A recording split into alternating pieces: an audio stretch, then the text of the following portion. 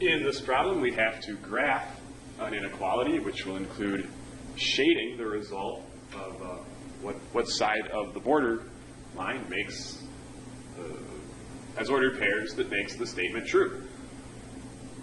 One way to graph, I'm going to show you a couple different ways here. One way, since this is in standard form, a really quick way to graph something that's in standard form is to let x be 0 and see what you get for y. You get a really quick ordered pair that way.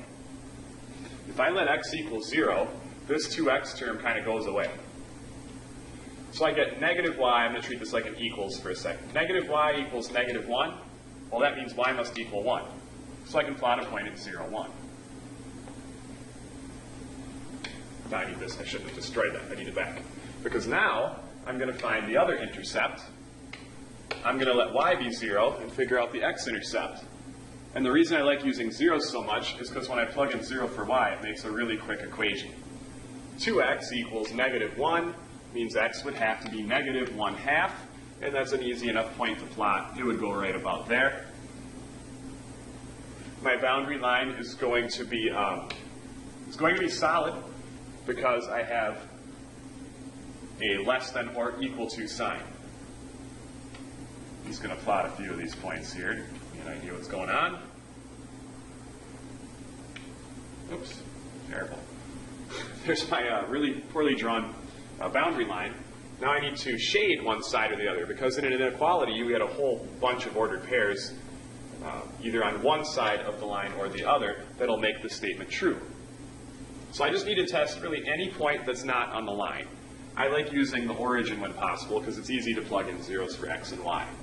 If I plug in 0 for x, I get 0 for that term. If I plug in 0 for y, I get 0 for that term. And then write it out the rest of the way. Less than equal to negative 1. That means 0 is less than or equal to negative 1. That's false. 0 is greater than negative 1. So since I plugged in the origin and I got a false statement, I sure better not shade that side of the line. I'm going to shade this side as my final solution. Now, if you don't like using the get the intercepts method, another way you can do this is just simply put the equation into slope-intercept form. If I were going to put this into slope-intercept form, let me clear out space. If I were going to put this into slope-intercept form,